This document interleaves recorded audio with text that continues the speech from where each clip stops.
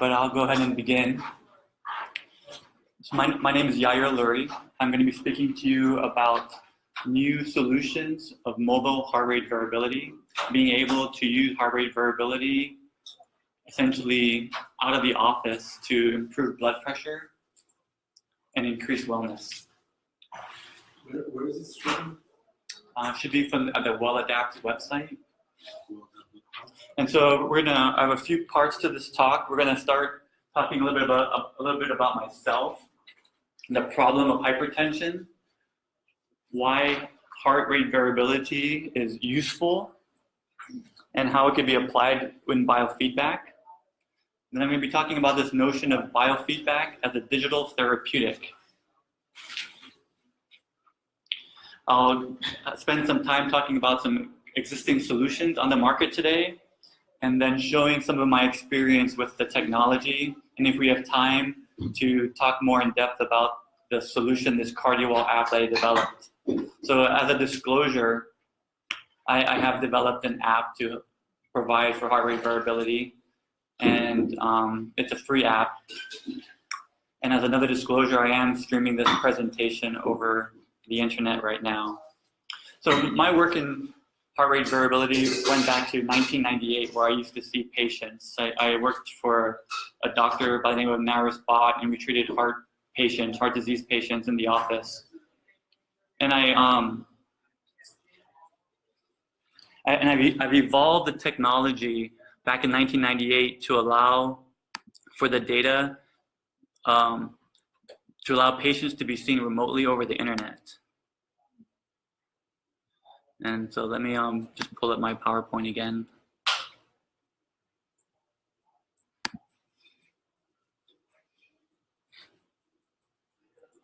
We're still live here. Yeah, it's getting very hot in this room. Please stay. Let me just restart this slideshow. It's some version of Murphy's Law. Yeah, it's. If anything can possibly go wrong at the wrong time, it will. Yeah. Oh, like that. Yeah, it's a little loud. So here's a picture of a biofeedback session being done remotely over the internet. This is in 1998. And it's been a while since I've been doing this. I haven't really published any research or done any talks for over 15 years now. And what I've been doing since then is working in the field of telemedicine and biomedical informatics, basically healthcare information technology, to develop solutions to allow patients to be seen remotely by doctors. And here's an example of a doctor remotely taking care of a patient with a stroke. So I'm getting back into the biofeedback world, and I'm focusing what I've learned on heart disease, specifically hypertension. And we know that there's a major issue, major challenges right now in the world. Many people have more than one chronic disease. People are living longer and sicker. And the top maybe 10 or 20% of the people account for 80% of the costs. So we really need solutions to manage these chronic disease. Specifically in hypertension, 1 out of 3 people have hypertension. And the rates have increased 23% in the past 10 years and is rising at a fast rate over the next 10 years. It's one of the leading causes of death, increasing the risk of heart attacks and strokes by up to 4 times. And this issue is not only in the United States, it's actually worldwide. And if you look at the world, in the United States, and actually in most developed worlds, have lower rates of hypertension. It's really an issue now that's affecting developing worlds and low social economic zones. And it's not an easy solution to solve. Biofeedback by itself won't resolve the issue. There's many social, historical, behavioral, and biological reasons for hypertension. And the treatment is very difficult because there are so many factors that play into hypertension. Most people aren't well treated. And medications aren't very effective, and many people are on more than one medications, and the costs are really high. What's interesting is only 5 to 10% of the causes of hypertension are understood. So what is it that's really causing people's blood pressure to rise? People have a hard time, doctors have a hard time understanding. But research has shown recently that if you can lower someone's blood pressure, the recommendation up until just recently has been around 140/80. And they did a study comparing people at 140, managing somebody at a blood pressure of 140/80 versus 120/80. And they found that if you can lower the blood pressure down to 120/80, you could actually reduce the death rate by more than 25%.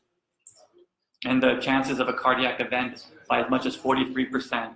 So just dropping someone's blood pressure by 10 points can reduce their chances of a stroke and a heart attack by as much as 40%. And so every little bit counts. And biofeedback can really help to drop those points. And in general, people's blood pressure rises over time. As they age, their blood pressure increases. And it's not so much the acute changes in blood pressure from the day-to-day that cause the risk. It's this chronic rise and long life of having hypertension that really increases the chances of a stroke and a heart attack. And the disease affects almost every part of the body. Not just the heart and the veins, but the brain and especially the kidneys. And it's very challenging to actually measure blood pressure. There's many different ways, or there's actually one proper way to measure blood pressure. And people take their blood pressure in different ways, in different postures, at different times of the day, in the office and at home. And so it's very hard to get really reliable readings of actually what someone's blood pressure is. And so many times they're on medications, maybe that they don't need, or on too many medications, just because they're not taking their blood pressure properly, and it looks like it's high. And we know about the challenges of white coat hypertension. It's usually when you're in the office, it's higher. But actually what's more common is when you're in the office, it's lower than it normally is. And so it's a masked hypertension. So you go home and your blood pressure is high, but the doctor never sees that. So it's very critical that we are able to measure our blood pressure at home in order to get really accurate readings of how high our blood pressure is. And we all know about the risk factors, diet, nutrition, exercise. And we all know the simple steps in order to control our blood pressure, not just measuring it, but exercising, eating right, managing our stress. So the latest guidelines today is actually to drop your blood pressure down to 120/80. And they did this study, and they had a group they controlled at 140/80, and the other group an aggressive therapy to 120/80. And that study had to be ended early because so many people were dying in the 140/80 group versus the 120/80. And so the study was essentially halted and proven that, yes, an aggressive management to 120/80 is the best. But Who's the author of that study? this is called the SPRINT study, and it's all over the web. You can find it. But there's a point of diminishing returns, because right now the common therapy is medications, but too much medications actually can be worse, even if your blood pressure is dropped down to 120/80, because it can cause kidney problems and actually increase the chances of death just because of the toxicity of the medications. So there's a really important balance that's needed in order to manage the blood pressure. So kidney failure is a major problem for people who are taking lots of medications, and those who took lots of medications actually increased the rate of stroke by 33%, even though their blood pressure was dropped down to 120/80. And it's a wonder why people take their medications with all the side effects that they give us. It's interesting to note that actually hypertension is the #1 cause for doctor's visits. Probably up there with stress. People say that 80% of the visits to a doctor's office is stress related. And hypertensive medications is the #1 medication prescribed in the world today. And it's very challenging to, for the adherence of the hypertensive medications. The medications in general is very difficult. Most people don't take their medications regularly. It's not effective. And, but they find that the doctor-patient relationship is very important. If the patient trusts the doctors, and they will more likely take the medications that they're prescribed. And it's not just the medications are expensive, it's just it's hard to remember. And so there's actually a new therapy that is gaining traction. It's really, really new, but it's called quarter dosing. So to reduce the toxicity, actually they're finding that if you give a quarter dose of all the medications, it's actually more effective than giving the entire dose of the medication. And they're finding that that is actually reducing cardiac events by quarter dosing, giving less medications. And what's alarming is that strokes, which predominantly arise because of hypertension, is now affecting more younger people. Younger people, even in their 30s and their 40s, are starting to get strokes. And actually, hypertension is a major issue right now in children. It's 2 to 5% of pediatric kids right now have hypertension at such a young age. Is that in the U.S.? This is, well, actually, if you look, it could be in the U.S., but if you look at the global map of cardiovascular events and deaths and mortality, it's actually highest in third world countries. So it could be maybe third world countries are becoming more industrialized and having more stress, but it's higher there than in the United States, and we work really hard. Well, trauma. Trauma, and recent studies have also shown that air quality and pollution is like the #1 cause of death in the world now. So maybe in third world countries is the environment. So it's a combination of factors that are really causing deaths in the world. It's not just high blood pressure, our diet, obviously tobacco, and lack of exercise.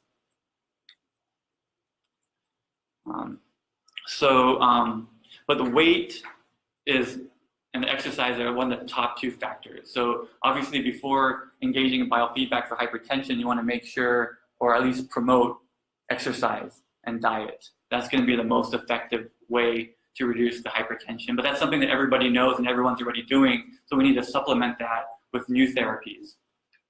What's really interesting is that, I'm not sure if you can see this really well, but the diet market in the United States is worth, doesn't say, $66 billion. We eat so much in the United States that we have to go on a diet and we have to spend $66 billion to lose weight, while 30 billion can solve our world hunger issue. So it's a major big distortion here. And probably even the food that we waste every day that we throw away can feed the world. So we in the United States really have to manage our food and our weight. And what's interesting is that now we're seeing people who have heart attacks with no obvious risk factors. The most normal risk factors is high cholesterol, hypertension, diabetes, and cigarette smoking. But we're finding people, in this case, 30% of patients in this hospital in Australia who have heart attacks with no known risk factors. Their cholesterol levels are normal. Their weight is normal, yet they're having heart attacks. Why? That's a really interesting question. Is it stress? Is it their emotions? Is it depression? There's something else going on. And stress, right? So personally, I feel stress plays a big role in hypertension and in early death. And some stress is good. Actually, intermediate stress helps the brain generate new brain cells and makes more connections. But chronic stress actually reduces the ability for the brain to repair itself and to generate synaptic connections.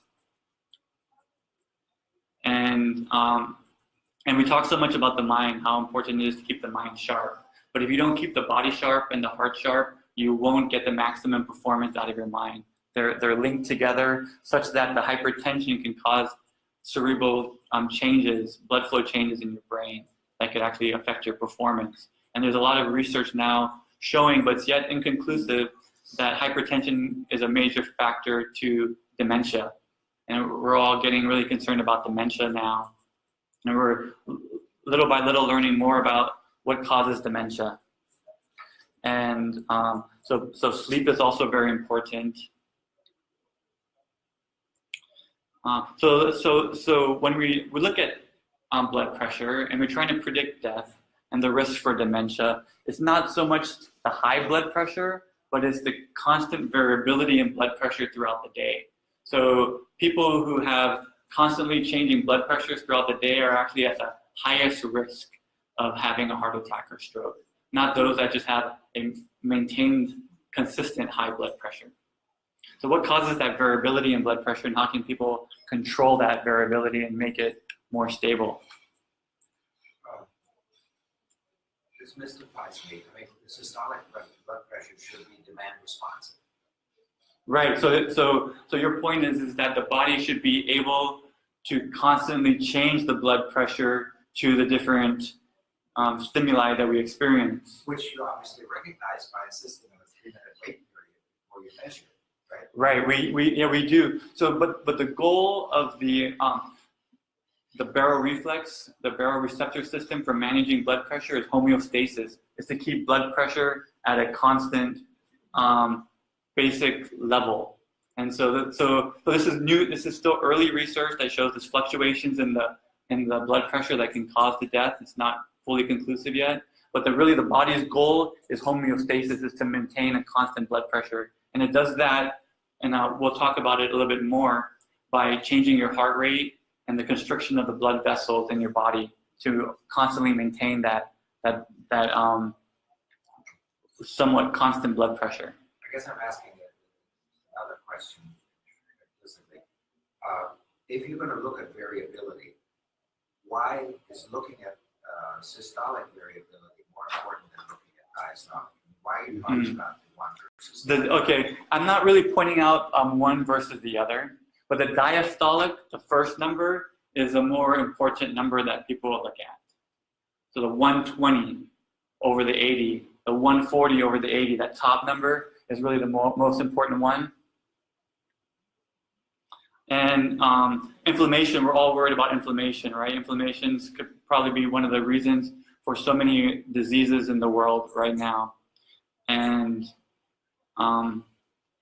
so the latest research has shown that this is still really early, that anti-inflammatory medications given to heart patients actually reduces their heart attacks and their strokes. So it's actually a new therapy that people are investigating to help, probably more effective than anti-cholesterol and anti-hypertensive medications or anti-inflammatory medications. And so we know that stress causes a lot of inflammation. And recent research shows that really the link between stress and the heart originates in the amygdala. That's the emotional center of the brain that processes different events and leads to the stress response. And they found a positive correlation between amygdala activity and heart disease and death. And you can actually predict someone's risk of dying by looking at their amygdala activity. And that activity varies from person to person, right? It's a lot of a perspective and perception of events that cause that activity. And there's an emotional component in hypertension. People with hypertension are known to avoid conflict. Things bother them. They have a monkey on their shoulder, but they're unable to talk about it. They're unable to release it. They're almost like bottled up. And so,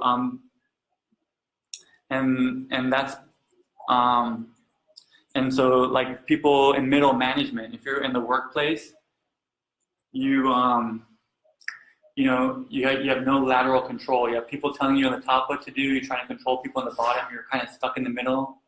And Dr. Bott has talked about this like 15 years ago, that shows people who are unable to express themselves and their emotions, and even people who repressed emotions have hypertension. There's a model of emotions. It's called the circumplex model. And what you're able to do is you're able to map physiology against emotions. And so what we find is that the hypertensive patients are usually have a decreased amplitude and heart rate variability and increased muscular activity and express these types of emotions. People who feel pleasure and happy, and they have higher heart rate variability and decreased muscular contractions and respiration. And so there's new research being able to map people's emotions based on their physiology. And counseling has been found. Actually, there's a lot of research now that shows that just one-on-one personal counseling, allowing someone to talk about their feelings, is actually more effective in some cases than medications, being able to reduce people's blood pressure by as much as 10 points. And people are doing this virtually now, remotely. And I thought this was really interesting. As this company, they developed an app called Happy. And basically, it's you just dial into the app, and you can just talk about what's bothering you and how you're feeling, because many people with hypertension, they can't do that. So this is kind of a nice venue, that just a 1-800 number to offload your feelings. What's that called? That app is called Happy. Mm-hmm. And so it's kind of like a 911, right? You're feeling blue, something's bothering you, get it off your chest. A lot of us, loneliness is a major issue. We'll talk a little bit about loneliness in a little bit, but we're more and more isolated. We're unable to get social connections, and so we're unable to release our emotions. And talking to a computer helps that. This is not, this is talking, so the app is a service that connects you with a real person. Yeah. But that would be interesting to find out, though, yeah, if an app, an avatar, a virtual psychologist can. I was wondering, there was some research not too long ago, but in regards to actually enacting or acting out versus inhibiting particular anger responses. Mm-hmm. And the actual act of acting it out was far more physiologically taxing, and being angry is negative as far as hypertension, showed more hypertensive responses. And so I'm wondering if calling that app up and talking about how angry you are about something might have the opposite effect. That's a good point, because a lot of heart attacks are linked to periods of anger. But there's also repression. There's the bottling up also that can cause, some people say it can cause even cancer if you have a lot of guilt and you're unable to release that. So so it would be interesting to see how releasing your emotions, talking to somebody, reduces your hypertension. I haven't seen a study like that, but it shows that people who go through counseling actually do lower their blood pressure. You can feel better about talking about it, but you get angry when you get the bill. Attitude is also very important. Our attitude is linked to our emotions. Optimists, for example, they are less likely to have a heart attack than pessimists. So we talked about loneliness. They're saying now that loneliness, the lack of social connection, is actually more dangerous to the health than obesity. That's almost like the bigger epidemic going on in the world today. And that having social connectedness reduces people's chances of death by 50%. Here it shows that loneliness is as bad as smoking 15 cigarettes a day. So when we're treating our patients, right, it's not just the physiology, it's the social. There's so many dynamics involved in our health that we need to ensure that we tackle it from all angles. Weight, of course, is very important. Most people, they think, oh, I'll lose weight when I'm 50, or I'll lose weight when I'm 60. But actually, the biggest risk factor is if you have high weight when you're younger. And so people who wait to put off their weight actually increases their chances of poor health. There's lots of diets. The latest diet for hypertension is called the DASH diet. And there's new recommendations for managing blood pressure. One of the main recommendations here is that I think is really important is that you need to respond quickly, and you need to involve your community. It's you have to partner. A doctor by themselves cannot do it. It takes a team approach. So stress is one of the reasons why I'm here talking about, because stress does cause hypertension, and stress is actually increasing. People are actually, the latest report was that the people are more stressed about the state of our country than they are about their jobs and about their family and about money today. And so this is affecting our entire country right now. People have been feeling more symptoms of stress since the presidential elections. And but stress is very significant in the workplace. It's increasing significantly. Here's a study that shows that almost 60% of Canadians feel that they're overworked. A fifth of people in the workplace feel that their work environment is threatening, it's hostile. 80% of people, some people think that it's very toxic, and that it causes them insomnia. And so the workplace is an excellent venue for providing therapy. We spend maybe a quarter of our lives, if not more, in the workplace. And so we should be able to target people in the workplace. And research has shown that really like 10% of the employees in the workplace account for 80% of all the healthcare costs that the employer pays for. And so, obviously our healthcare is tied to the workplace, and that's where the cost center is. And so corporations are incentivized to reduce expenses to keep their employees happy. And so the therapies like biofeedback will be very powerful when implemented in the workplace. Some people will say, this is from WebMD, that there's really no strong link between hypertension and stress. And that could be right. There aren't a lot of huge randomized double-blinded studies on it right now. But there are a number, and it's intuitively makes sense that stress will cause hypertension. I'm going back to this common statistic we've heard before, that 80% of doctor visits are stress related. People come in to see the doctor. The doctor really can't pinpoint what's causing them. And interestingly enough, is 80% of the causes of hypertension are unknown. So how does stress cause hypertension? Essentially, the activation of the sympathetic nervous system, as we know, increases the heart rate and constricts the blood vessels, which obviously increase blood pressure. And so continuous sympathetic activity of the nervous system will continuously keep the blood pressure high.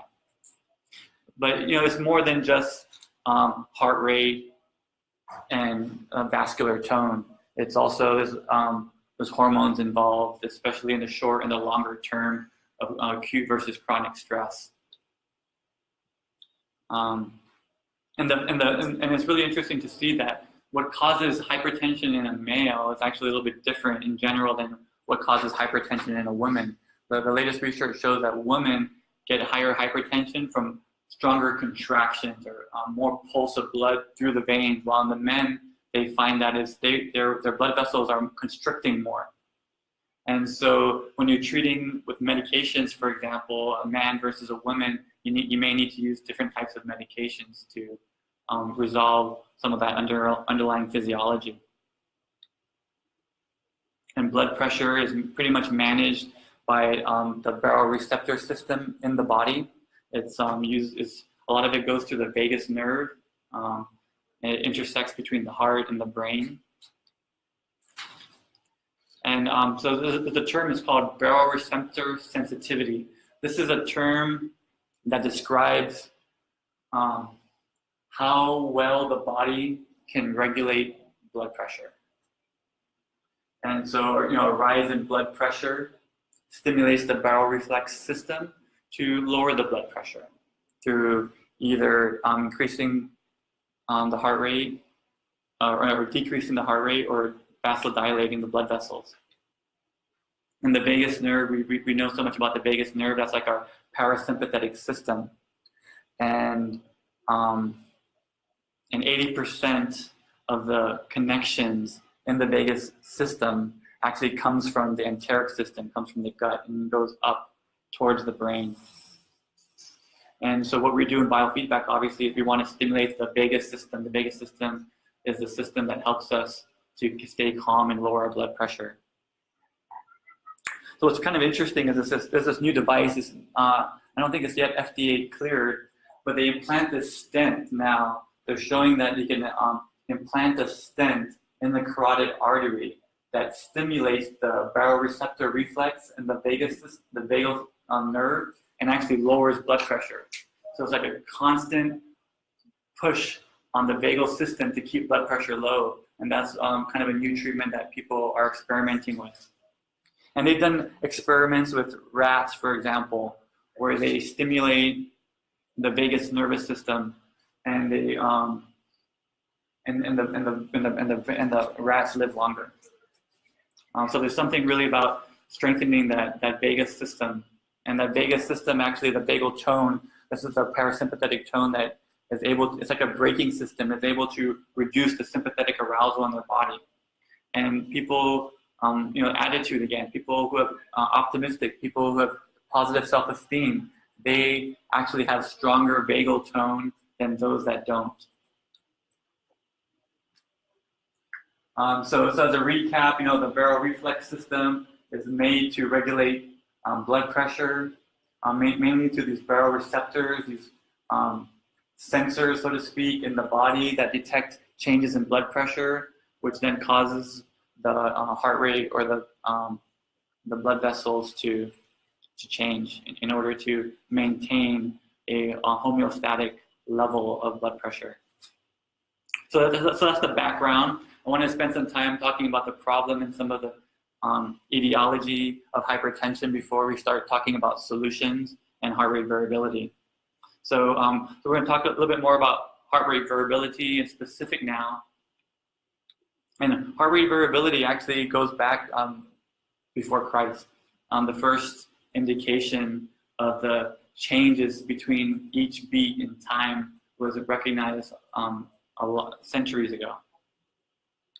And so I'm not going to go into too much detail about heart rate variability. I assume most people know the basics of it, but essentially what it is, it's a measurement of the time between each beat, each heartbeat. And it's plotted over time. So the distance between two beats is 800 milliseconds.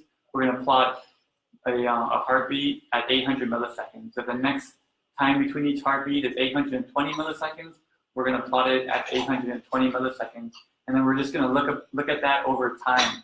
And we're analyzing the variations in the time between each beat in order to quantify the level of heart rate variability. And there are many factors that come into play in affecting the heart rate variability, the time between each beat. Not just the sympathetic and the parasympathetic system, but the baroreceptor system itself. And really the environment and medications. We'll talk a little bit about all the different things that influence heart rate variability. But again, it's really the analysis of the beat-to-beat distances between each heartbeat plotted over time, allowing us to give an indication of a high heart rate variability, which shows a high changes in distance or in time between each heartbeat, versus a low heart rate variability, which shows very small changes in time or more consistent changes in time between each heartbeat. And they could be measured in different ways. I'm not sure what happened to the slide, but the main two ways to quantify the level of heart rate variability is using these two calculations. It's either SDNN or RMSSD. And that's just a mathematical calculation that looks at the all the distance in time between each beat over a period of a minute or longer. And so people calculate RMSSD differently. So it's really important when you're comparing RMSSD in research or from one device to another, is do they look at a 1 minute sample of all these R to R intervals, or they're looking at 2 minute samples, or they're looking at 5 minute samples. So depending on how they do the sampling, even though it's RMSSD, they can sample it at different rates. And so it's important to know when you're using a particular device, what type of sampling that they do. I prefer to sample at every minute, so that I can give feedback to the user as quickly as possible of what's happening in their body. If I wait for 5 minutes to collect all the data to calculate HRV, the user won't get a value of how well they're doing for 5 minutes. Within the 6th, 7th, 8th minutes, I'll be able to give to them. So some people say it's good to measure a time domain of 2 minutes. Some say 3 minutes. So that's just something that you need to take into consideration. So heart rate variability, how can you use it, and how can you use it to get healthy? So in general, heart rate variability, in my opinion, is the #1 single indicator of wellness and health. Better than blood pressure as a reading, better than pulse, better than any other single measurement that I know of right now. So if you only had one measure of how healthy somebody is, heart rate variability would be that best measure. But of course, if you could get that measure, heart rate variability, along with pulse and blood pressure and respiration rate, then you can start getting a better picture of how healthy that person really is. Many uses for heart rate variability, not just biofeedback. So yes, it's used to reduce stress, but it can also be used to personalize people's nutrition. It can be used to assess sleep quality. It's most popular in sports and performance to determine how hard you've been training and how much you need to rest. Heart rate variability is a major risk factor. People, it's actually the #1 reported risk factor for coronary heart disease. It's actually a major indicator of death. It's the strongest univariate correlation with mortality. So it's very powerful, and it's very well recognized. And when we're training heart rate variability, the goal of training heart rate variability is to increase the body's ability to respond to stress. And if we look at history, it's survival of the fittest, right? It's not the most intelligent person, or it's not the strongest person. It's the person or the body that can adapt the best. And so what we're trying to do is increase the body's ability to adapt to the environment. Kind of like emotional intelligence. Is much stronger in predicting someone's success than their IQ, their intelligence quotient. Because people with emotional intelligence can read people, they can adapt to situations, and they're very flexible. So as a corollary, training the heart rate variability is a way for the body to be able to adapt to stresses in the world. And it's interesting that when there's a lot of snow and it gets very cold, or when it's very hot, like heat waves, the risk of heart attacks increases. And so I'm just thinking, well, is it maybe the body is unable to respond to these changing temperatures very well, and it causes big stress on the body, leading to this increased risk of heart attack? That's just a theory. Does that include shoveling?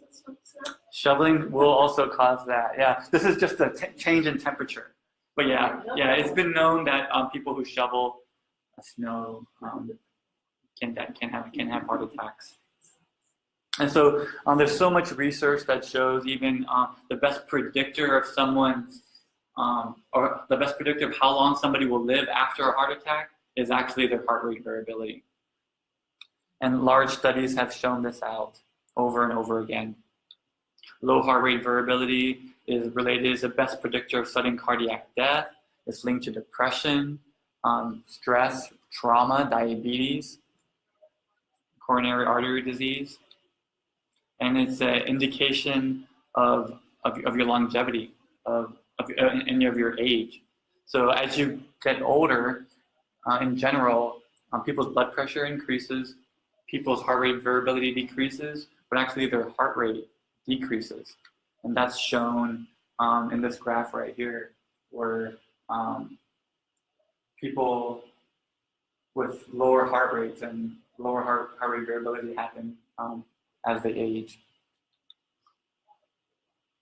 And studies have shown that people's survival is lower if they have low heart rate variability, and that people who are optimistic, who are positive, who are calm, have higher heart rate variabilities. And people with higher heart rate variabilities live longer.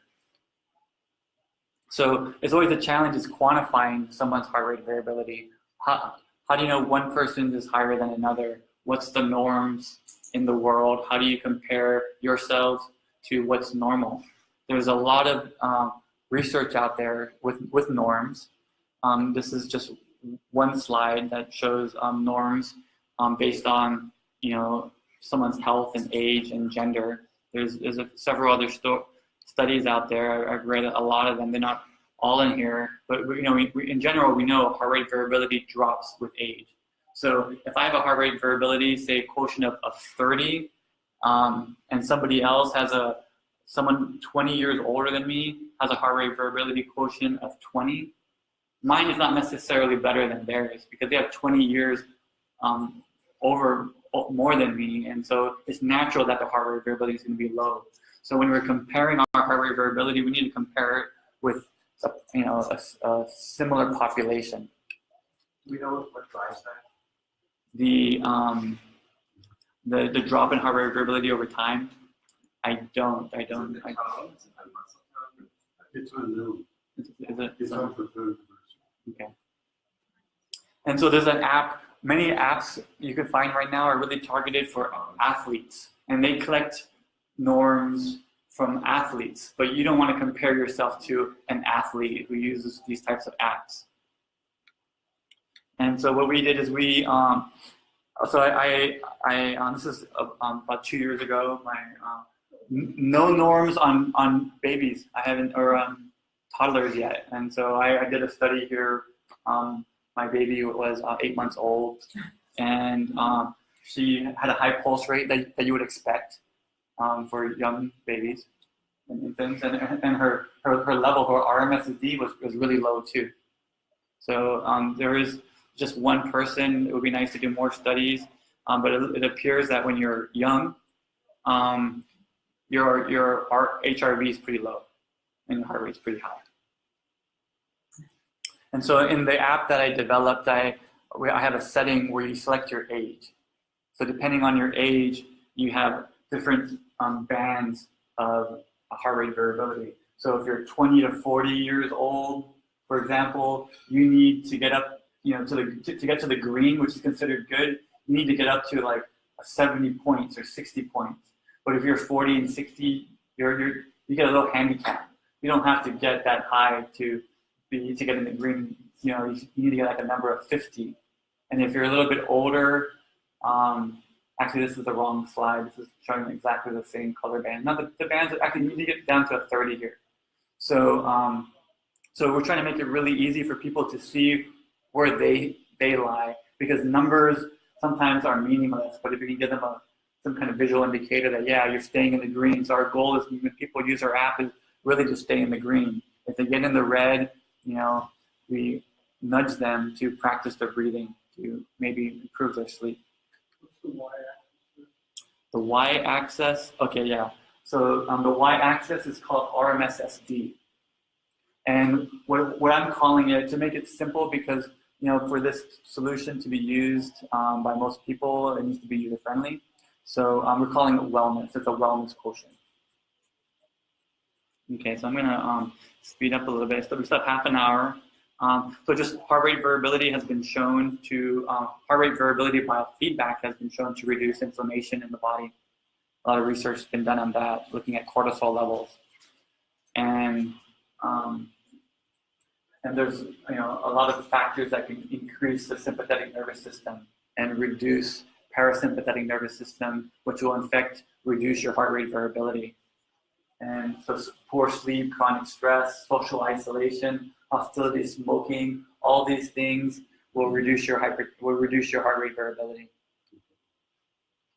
And there's a lot of things that influence your heart rate variability as well. It's just whether you're laying or standing or sitting, whether you're sleeping or whether you're awake, whether you're eating or not. So when you're analyzing someone, their heart rate variability, you need to try to take the conditions under control. So if you're going to do like a pre and a post baseline test to see how well they're improving over sessions, very important that you take those pre and post level at essentially the same day, and not the same day, but the same time of day in the same posture, and not taking it one day before lunch and then the next day after lunch. You're going to get completely different readings. You really can't compare that. So it's really important to know when you're working with patients that you have to control for these influences. Does your app use PPG, or do you also allow Yeah. So the app that I have supports a variety of different devices, PPG devices, as well as ECG type devices. Do you distinguish in the instructions? Because I know with the plethysmographs that typically posture is a lot more effective. Yeah. In general, right now we're just not. I'm not recommending many of the PPG devices because and I'll show you in a little bit, they're not very accurate, especially when you're doing research. You're not in the Android store yet, right? And no, the solution only works on iPhones today. So there's many things that you can do to increase heart rate variability. Diaphragmatic breathing is just one of the things. Probably the most powerful things that you can do is get sleep and exercise. So I'll share with you some data that I've collected, but exercise really is the number one way to go. And running has been shown probably to be one of the best activities that anybody can do. It's known to increase your life expectancy. They say runners can live 3.2 years longer than most other people. And just 1 hour of running can add 7 hours to your lifespan. So there's different types of ways to run. Heart rate variability is very powerful for exercise. What they do is they advise athletes to test their heart rate variability in the morning. And if their heart rate variability is low in the morning, that's an indication that the body's under stress, not to exercise too much, that the body still needs to recover. You don't want to stress out the body if your heart rate variability is low. So just like they do that in sports, we should be doing that in our daily lives. The goal is that people can monitor their heart rate variability every day, know how well their body is, and really kind of adjust their day to rest if necessary, so that they're less prone to getting sick. And that's kind of one of the goals with the heart rate variability biofeedback, is that you can. And I'm actually wearing a sensor right now. I'm constantly monitoring my heart rate variability right now. It's being displayed on my phone. I have settings that will notify me when it gets low. I'm able to look at it at the end of the day, in the middle of the day, to see how my body is going, and essentially rest more if I need to, and I'll almost predict. And I'll go into that a little bit more, when I might be getting sick. Where's your sensor? It's a heart rate band that's just worn around my chest right now. And so I'll share more information about that with you really soon. So what they find is that the day after an easy exercise, your heart rate variability actually increases. But if you have a really hard run, the next day your heart rate variability will actually be lower. So that's an indication that you need to rest a little bit more. And you'll see that here is this is just from the other day, October 30th, before Halloween. I went on a run. My heart rate variability was really low. It stayed low, but then it recovered really nicely the following day. That works very well. Yeah, yes, I've rearranged my exercise based on my heart rate variability. yeah, and I do that. Yeah. I do that as well. So here in the morning, my heart rate variability is really high, kind of picking up to the green zone. But I go for a run. Running squashes your heart rate variability down to almost zero. That's just a normal thing. And then after you're done running, it starts to recover a little bit. This is some running that I've been doing lately. I've been doing, it's called interval training, where you run really hard for 30 minutes and then a little bit slower for 2 minutes. And I do that probably about 6 times. And this is, I was wearing my heart rate variability sensor. You'll notice when I start running, my heart rate variability goes down to below 10 into the red zone. I took a rest, it recovered while I did some stretching, and for the rest of the run, it stayed really low. And even after I ran, it stayed low. My heart was kind of slow to recover. And you can feel that in your body after hard workouts. You're not more prone to heart attacks? Yeah. So you wonder, right? Are people, and I imagine if somebody has a weak heart and they exercise strenuously, I think that can increase their chances of a heart attack. So I think if you're at a risk for heart disease, you probably don't want to exercise too hard.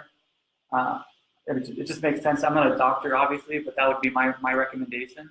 There's new research on that suggesting that if you over-exercise, you're going to run a risk of a heart attack, even in athletes. So that's right. Using heart rate variability measures to decide when to do things and not, and that should increase your flexibility. Yeah. So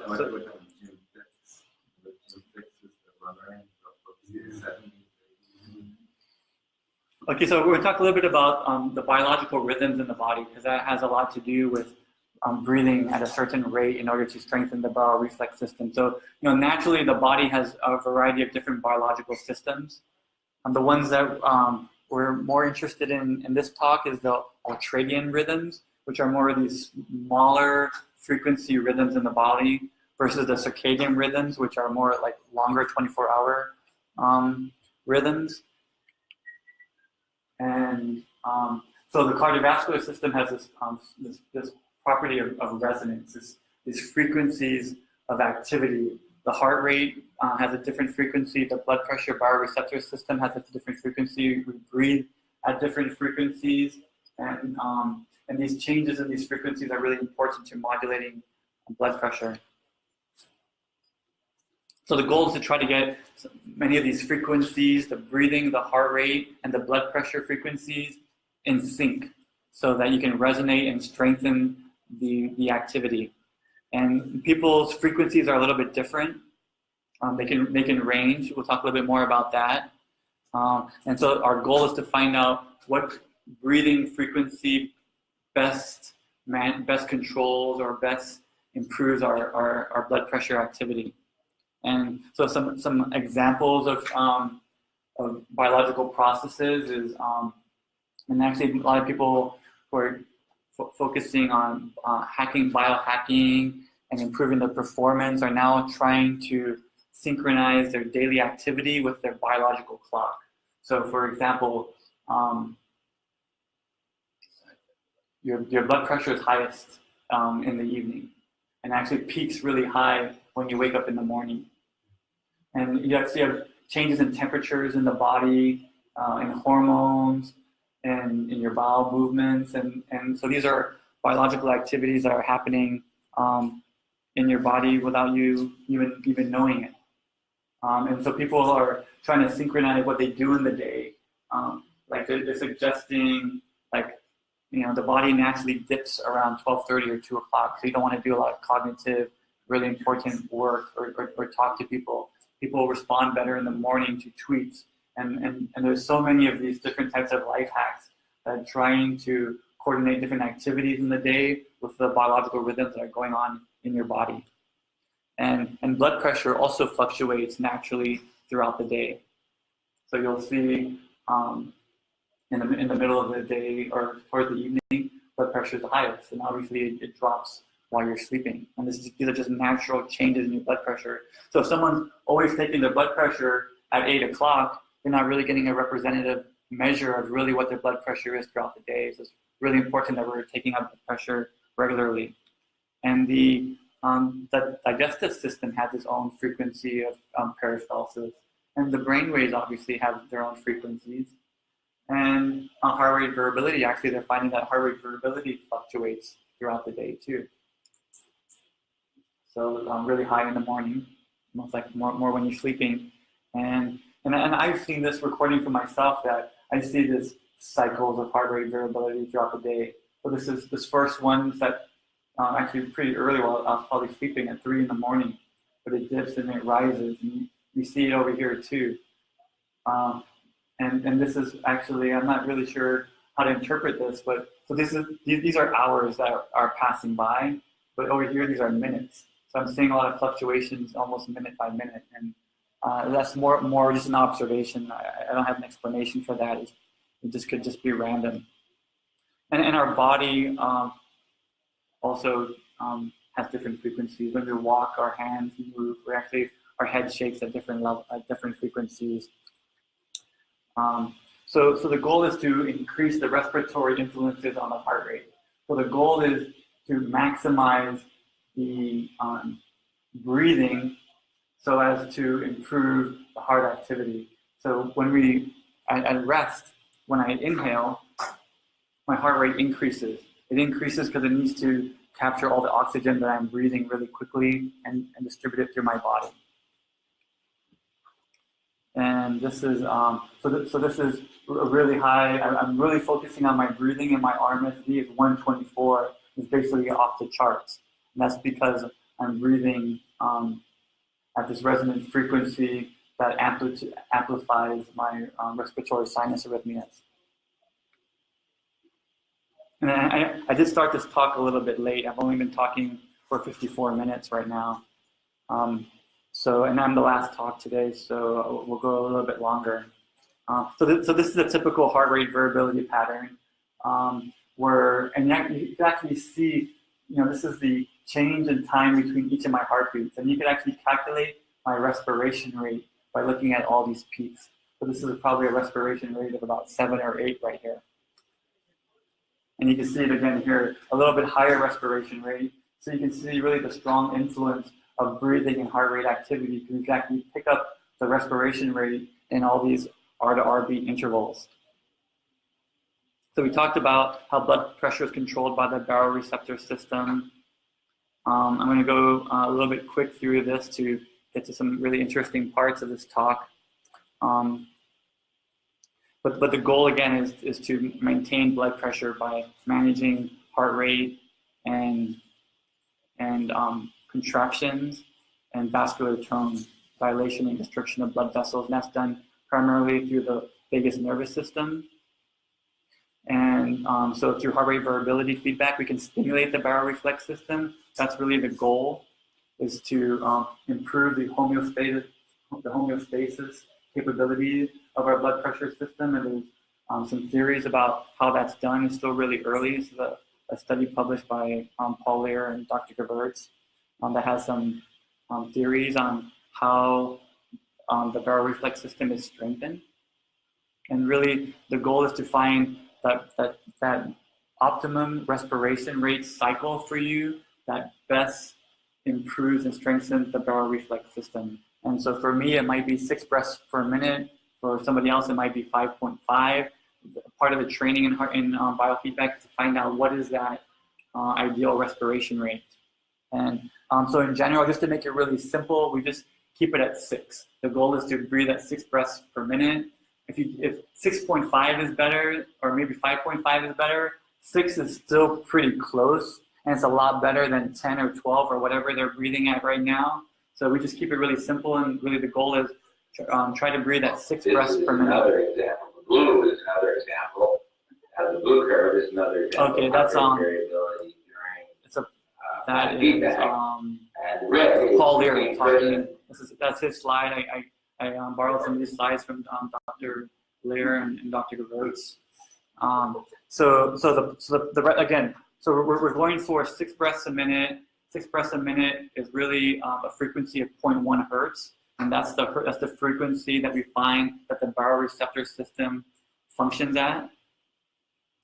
And I did actually. This is from this morning. I did a test just really quickly.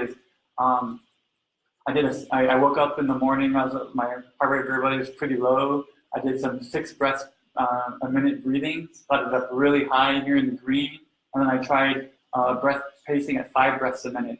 No, the 5 breaths a minute was not good, not as good as the 6 breaths. But just an example of how you can try to fine tune really what's your ultimate, your best respiration rate. And this shows the causal pathway. And so basically what this is showing is that our respiration rate, as the respiration rate goes up, heart rate goes up, and 5 seconds later, blood pressure goes down. So there's these constant frequencies and adjustments of your heart rate and your blood pressure. And you've probably heard. There was another paper. I'm gonna have to. I don't know. I didn't realize I had so many of his recordings in here. So this is kind of a cheat sheet. So it gets kind of confusing, like how many breaths per minute is 0.1 hertz or 0.2 hertz. So this kind of lets you know that at 0.1 hertz, you're breathing at 6 breaths per minute. And we all know how fast breathing, hyperventilation causes constrictions in the body, in the blood vessels, in the brain. And so this is just a graphic example of how breathing fast can constrict the blood vessels. And so hyperventilation is a significant contributor to sympathetic arousal in the body. And actually, heart rate variability changes during sleep too, and on your sleep cycle. And I have some pictures of that too, of how and so like if you're trying to measure the quality of sleep, heart rate variability is probably the one single best measure, next to probably EEG. EEG is nice because it can monitor the stages of sleep, but not necessarily the quality of sleep. The quality of sleep can be really well assessed through heart rate variability. And it's a very low cost way. So if you're giving a treatment to a patient and you want to know if that treatment is actually improving their sleep, monitoring their heart rate variability while they're sleeping is a good way to assess how well your treatment is working. How much does it change with sleep stages? Yeah, so that's an interesting point. So actually, this next slide, and I can share this with you, Dr. Othmer, is, and I'm not an expert on this, I do have the slide, but there is a difference between non-REM sleep and REM sleep, and the way that it affects your heart rate and your nervous system balance. So that will require more study. So here is me sleeping. I wear my sensor at night. This is 12 in the morning. I stayed up late. I went to sleep. My heart rate variability went up really high. I had a couple cycles here of a high and low frequency. I woke up. I went for a run. My heart rate variability went down. I recovered. Then I had lunch. Eating is a major downer in heart rate variability. It always drops your heart rate variability. So more sleep studies. This is a longer sleep study actually I was wearing the sensor for about a day and a half here. Really good sleep. But I went running, brought my heart rate variability down. I recovered. Here's going to sleep again. My heart rate variability increasing. So we really need that good rest in order to recover for the next day and stay healthy. And we've been hearing more and more about how dangerous sitting is, right? Sitting is like the new smoking, and it does affect the body. It increases muscle tension. It restricts your breathing. To some people, it can cause challenges with managing blood glucose. But but the jury is out, because actually they did a lot of studies and actually found that no, standing is not much better than sitting. They're almost equal. So don't. Yeah. And so I did a little study on myself. I did this study of standing and sitting. So I sat down, my heart rate variability was rather high. I stand, my heart rate variability went low. Sitting high, standing low. And so based on this, I would say that sitting is better than standing. But again, the jury is still out on that. How long does it sit? These are 5-minute increments. Actually, no, I'm sorry, they're 10 minutes. Yeah. And so there's things to consider. Whether you're sitting, standing, or laying, your body behaves differently. And so definitely you want to look into that. Coffee, people more and more people are showing the benefits of coffee, right? So how does coffee affect heart rate variability? People now are showing that coffee lowers your risk of death. And so for a while they were looking at what's the effects of coffee on heart rate variability. And I've been trying to do that, and it's been really hard for me to find it's hard to measure because coffee, it takes maybe 30 minutes sometimes to affect you. So when you start recording to when it affects you, how do you know when it affected you and how do you measure it? And then if you take more coffee, how do you measure the change? And so there's been a lot of studies on this. I won't go into too many details. At first, it was found that people who drank a lot of coffee had low heart rate variability, but it was because a lot of these people had bad behavior. They didn't sleep well, they smoked a lot, and so when they controlled for all these other behaviors that a lot of coffee drinkers had, they found that there was really no negative consequences of drinking coffee, except if you drank too much, like 3 or 4 cups, then your heart rate variability would go down. But in general, coffee doesn't have much of a play on your heart rate variability. Marijuana is becoming more and more accepted. There's been studies that cannabinoids is a little one of the chemicals in marijuana actually lowers blood pressure. So there's been studies on that, but yet lately, in the past month, they've actually found that people who smoke have a 3 to 4 times higher chance of dying, of having a heart attack. So, so smoking affects people differently, right? But in general, people who smoke are at greatest risk of death, which is really surprising from a drug that you think helps people relax. Well, are they like, looking people who also drink and who also smoke pot and also smoke cigarettes?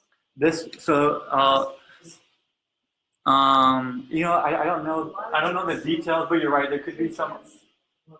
So this was 1,200 people using different types of cannabis. We saw increases of heart rates between 20 to 50 minutes that lasted for up to 3 hours. They're at increased risk. I'm not sure what they actually controlled for, but these are pretty decent studies. And so I did a study to see how smoking affects heart rate variability. And it so when you smoke, you could be up here in the 40, it drops you down to almost 1 or 2. It pretty much kills your heart rate variability. That was pot. Yeah, so those are all good questions.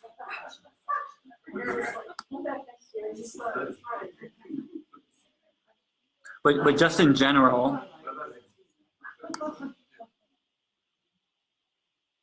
Okay, let me go ahead. I think this is going to get back up. So let me speed up a little bit. So I guess part of the point I'm telling you is that these mobile heart rate variability solutions that don't have wires allow you to do a lot of research and collect a lot of information and really help people and understand biology and health, heart rate variability, out of the lab. Alcohol, there's been studies on alcohol. Alcohol does lower your heart rate variability.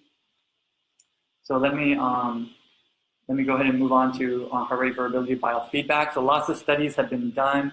I looked at many studies, and in general, using heart rate variability biofeedback for hypertension can reduce your blood pressure by as much as 15 points. And insurance companies are now endorsing it. Actually, Blue Cross, Kaiser, they're promoting breathing and mindfulness, and the FDA has actually approved it. And the American Medical Association has actually recommended breathing exercises to manage blood pressure. And so here's a bunch of studies. This is a study Dr. McCready. Yeah, he did some studies. So there's also a correlation with AFib, atrial fibrillation. Research shows that heart rate variability increases the synchronization of the heart activity, which actually reduces atrial fibrillation. Most strokes are actually caused by hypertension, but about 25 or maybe 20% of strokes are actually caused by AFib. So by doing heart rate variability biofeedback, not only will we lower their blood pressure, but we should lower their AFib. So that's another way that it reduces the occurrence of strokes. What's very interesting is just there's a concept of what gets measured gets changed. Just by measuring someone's blood pressure actually shows that it goes down without really any intervention. So one of the least things people can do is actually just become aware, know what their numbers are, and monitor the blood pressure. And just that by itself shows decreases. And we know there's a significant link between heart disease and depression, and that it's possibly due to constricting and narrowing blood vessels in the brain that are affecting emotional regulation. And there's been some research done. We won't go into too much detail, but basically, we all know that SSRIs, antidepressants, are not very effective. They're very toxic, and so here's studies that show that psychotherapy is just as good as drugs, and there's really not much better than a placebo. And Dr. Gevers has done studies that show significant drops in the Beck Depression Inventory over 10 sessions of biofeedback. And that using this particular biofeedback device versus medication and Zoloft is actually more effective. Amazing. So mindfulness is so important, and there's so many benefits of mindfulness. Mindfulness is shown to reduce hypertension, and there's a lot of mindfulness apps out there that have been shown to actually reduce stress. And meditation is becoming more and more popular, and meditation has been shown to drop blood pressure as well.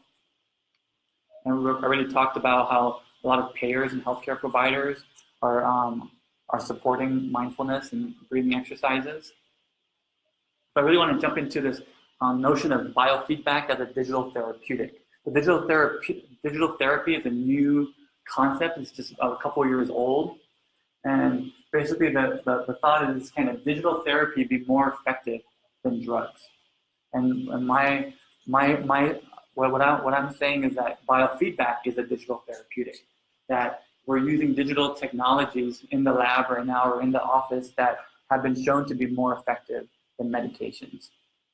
And now, can we package our therapies in the office and give it to our patients so they can take it home and use it at home, maybe as an adjunct to our in-person therapies? And so there's a new Digital Therapeutics Alliance that's joining. There's a description of what is it? Basically, a digital therapeutic is an app of behavioral modification solution that's targeted for a specific disease that may support the medications or actually may replace the medications that people are already taking. And so the goal is to replace the pills with apps. And so another term is called a digiceutical. It's so I won't go into the driving factors. So many things in the world right now, changes in healthcare and insurance reimbursement and the availability of doctors and specialists are all really driving healthcare to be virtualized and giving the power more to the consumer, to the patient. So one particular digital therapeutic that I think is worth mentioning is this app called Sleep.io or Sleep.io. So what they found was that, so this is an app that's designed to help people sleep, to fight insomnia. And they found that people who use this app actually did better than those who used, what was it called? Ambien. And it was more cost effective. Ambien cost $73 basically a week. But only use it for a few months and they put it on the shelf, right? So it's really important to come up with ways to make the solution very easy and sticky. And that's really where I think a lot of behavioral medicine comes into play in health psychology. There's a story on CNN, on Anderson Cooper, how so many of these app makers are trying to get you addicted. And they're doing a good job, right? Everyone's on Facebook, everyone's on Twitter. People can't put their phones down because these people are specializing on how to hook people into the app. And so that's important, right? Because if they don't use the app, they're not going to benefit. But then you don't want them to be using the app all the time or using it for playing games or things. So in the wrong hands, this type of technology could go, do harm. So health psychology health psychologists are required. If we're going to create digital therapeutics, we need experts in the field who understand motivation, behavioral medicine, and health psychology to create these apps so that they're helpful and that they're engaging and that they're effective. There's several apps for depression right now. The latest research shows that mental health experts, that the psychiatrists should embrace these new solutions, that they're actually going to be very helpful and useful. And there are a variety of different digital therapeutic technologies right now out on the market.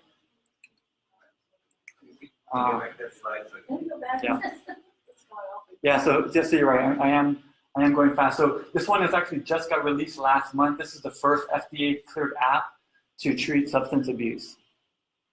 We talked about the insomnia one, Sleep.io. We have a few for depression. Hypertension is the one that I'm really targeting. There's nobody else really doing that right now.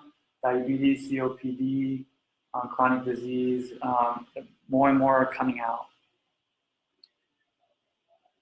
And they're not all effective, okay? So let's just be clear. There's been studies where there's been shown no benefit.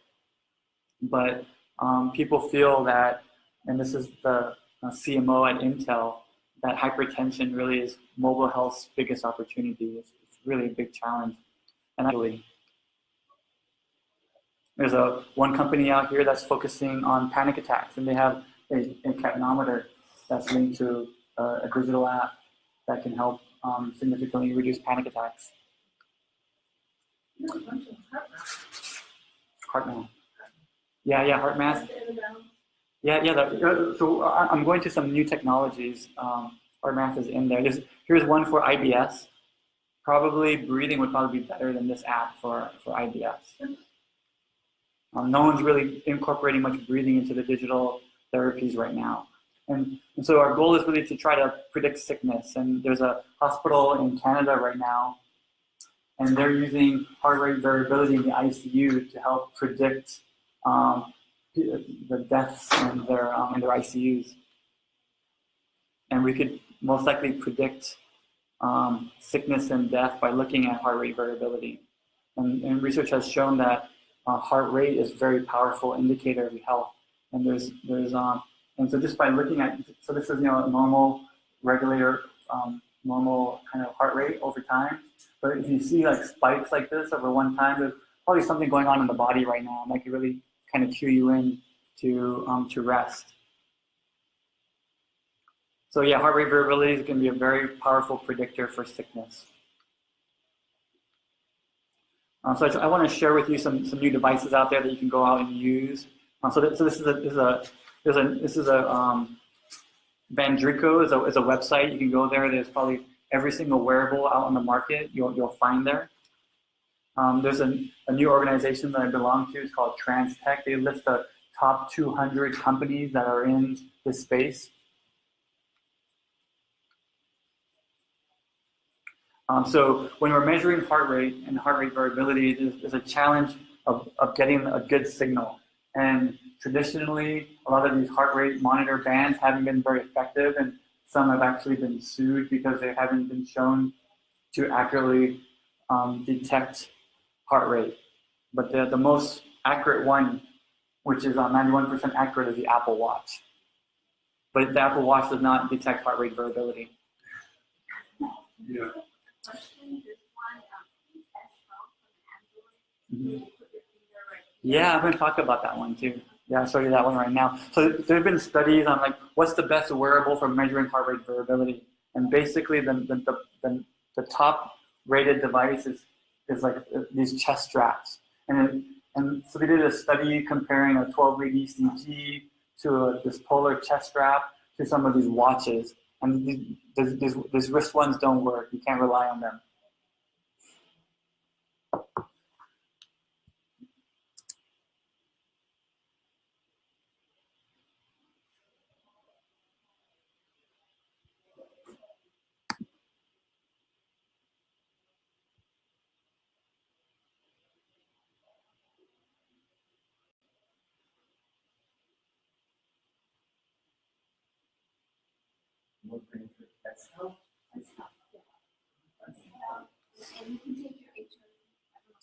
So yeah, the polar is really just as accurate as a 12-lead ECG, and so they've compared the EC, this polar device, with a bunch of other devices, and really the polar is the most accurate. Some of these other wearables don't reliably and measure it, and so the best place to detect it is in the chest. But the finger is probably one of the next best thing, and the ear is really good, but there aren't too many sensors. The wrist, the waist, the toes, those aren't really good locations for measuring it. And there's a bunch of heart rate variability apps already out there, but they're really mostly focused on sports, on performance, and they don't provide biofeedback. They're not made for biofeedback, but they are there. You could use them. Do you know of any chest straps that aren't latex? You know, I'm not sure about that. There's a number of different brands out there, but I don't know about the latex part of it. So these wrist ones aren't so good. There's some of these are still like on Kickstarters, and this is a new one. Bob has this one. I tested this the other day. This is probably the best, most accurate wrist-based heart rate variability monitor, and they've done studies testing this against the polar, and it's almost identical. But the challenge with this device is that it's not continuous, and it doesn't give you really biofeedback throughout the day. It's kind of like a store and forward and these kind of intermittent measures, so not really useful for biofeedback. Yeah. And there's another device. This is one of the more expensive ones, targeted to athletes. It's called the Whoop. It's also effective, but it's very proprietary, and they have a lot of data that shows that athletes who use this actually change their behavior because they see the effects of their behavior on the heart rate variability, and they actually, spend more time sleeping and less time drinking, and their heart rate goes down. And so it does give them feedback, but it's not like continuous real-time feedback. And they did studies on that device that shows, people who use this technology properly, they actually improve their shooting. And it's an athlete who does shooting. And this one, people who use this device to manage their performance actually do better in sports and swimming. So this is kind of like how the device works. That's what I'm wearing right now. And there's a number of them. I'm not sure which ones of these have latex and which don't, but all of these are good, very accurate ones that you could use, and very low cost. And now, there's clothes that you can actually embed the sensor, snap it into a shirt. You could almost have it as a wearable. And Thought Technology, I was kind of surprised that Thought Technology actually supports this. So it's kind of cool how maybe you could hook somebody up in the office and they could leave wearing it, and they can continuously monitor themselves and do that transfer of training. There's a lot of patches now. The technology is getting better and getting smaller. These patches are still quite expensive. They're medical grade. Some of them have to be prescribed by doctors, so not really viable right now. This one, this is on Kickstarter. I funded it. Maybe this one might be available for low cost for consumers. It's not yet available. Some people are putting these sensors in the ear. The ear is actually a good place to measure it. I haven't tried these out yet. You might lose them, and I'm not sure how accurate they are. And there's other people who are making it for the ear, like HeartMath, for example. But obviously with these, you can't really wear them around very much. So it's good for training, and there's finger sensors too. But again, it's not continuous, right? It's just kind of like spot checking, maybe short breathing exercises. So maybe not the best for continuous heart rate variability monitoring. This is an interesting one. It's a ring. I'm actually wearing it right now. It measures mainly during sleep, and it doesn't do continuously during the day because the battery can't keep it charged enough. But it's very powerful for measuring the quality of sleep. It's called the Oura Ring, and this is actually my results, and it kind of gives you measures of how well you slept, and whether you should rest the next day or not. And here's another ring that's not quite as good. Little by little, they're building it into bands. So this is an Apple Watch with a proprietary band that if you press on it with your finger, it'll give you an ECG. Or you can have a little device like this, but again, it's not continuous. You have to sit and you have to hold it. So it's not going to give you biofeedback throughout the day. This is a cool device, the Spire. We talked about this earlier. I'm also wearing this one. This is continuous. This gives you biofeedback. This is really effective. And this is one that I would actually recommend. But again, it doesn't give you heart rate variability, but it does give you respiration. A new device, I know the CEO, he's making this device, not yet available, but it measures, measuring skin conductance, heart rate, and skin temperature, including heart rate variability. It could actually pinpoint what emotion that you're experiencing right now. So very useful for cognitive behavioral therapies. This is a more expensive device. It does heart rate variability, but it's not really, cost effective. It's called the Hexoskin. And so we're talking about measuring heart rate variability, but we also need to measure blood pressure, right? Because how do you know you're getting better? And there are new technologies coming out to measure blood pressure right now. Still, you have to use the cuff-based type of measurements, but there are some wearables coming, but they're going to be too expensive in the short term for consumers. And here's a couple more devices. Here's somebody who made a device that can try to measure your blood pressure just using the iPhone by holding it up to your chest. So what is the principle? How do they measure? Yeah, so basically what happened was they had a lot of disclaimers, and then they kind of got sued, and they had to take it down, and it wasn't and it's not available anymore. But it's using this pulse transit time, and actually Apple is coming out with they just released a patent, and they're hoping that they're going to be able to detect blood pressure to the Apple Watch soon, and that's using this pulse transit time technology. Is basically measuring the time it takes from when the heart beats to when you feel the pulse in the wrist. And based on that calculation, they can determine blood pressure.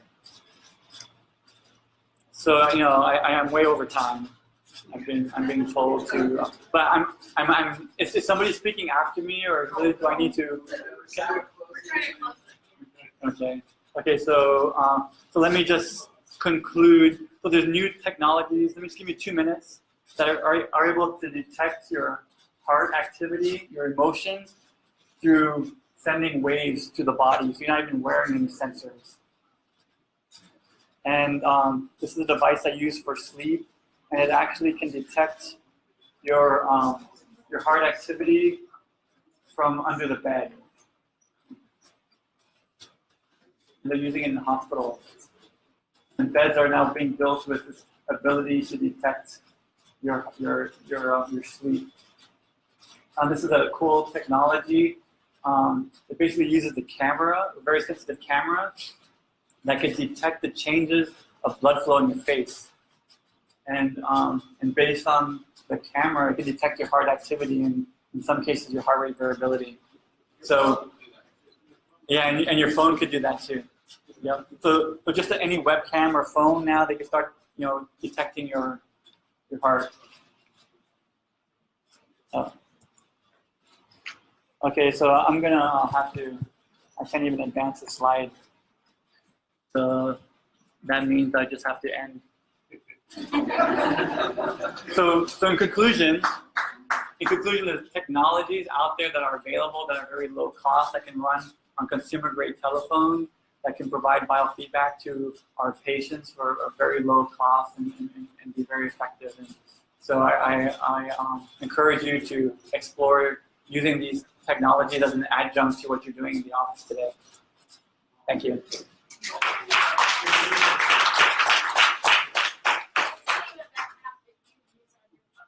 The app, so I use a variety of different apps. The app that I developed is called Cardiowell, and it's available for free on the App Store today. You can download it right now and use it.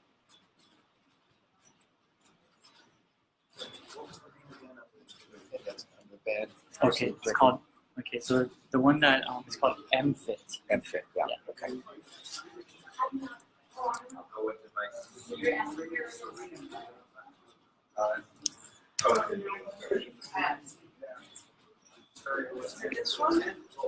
Yep.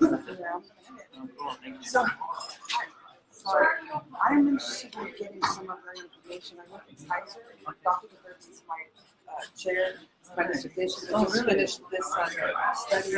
And there's a lot of information because I work with patients, stress pain and what these visuals with weight loss, and a lot of what you said was interesting. Do you mind sharing your? No, definitely. I would love to. Yeah, if you wanna, I can help you with a study if you want to do that. Oh, yes, because there's some information I said about eating and it's extraordinary, like class, biofeedback and certain things for weight loss. So I'm interested to know about Okay, so the ring that you're wearing measures how variability during sleep. Yeah. But I couldn't find it. It's not on Amazon. Actually, no. O-U-R-A. O-U-R-A ring. O-U, so it's not there yet. Maybe it's not on Amazon. We'll have to go on their website. Go to their and website. see. Yeah, that Okay, was got it. great. That was like one of the most interesting. Oh, is it? Oh, good. You know, he's a past president. Really great. He's a past president? He's a total past president. He's a Oh, member of really? the club. Yeah. Oh, okay. We need to talk. Yeah, welcome back. Welcome to the Thank you very much. presidency. Have you been to Transformative Technology Conference? Yes, I did. I went this year. This year? Yeah. That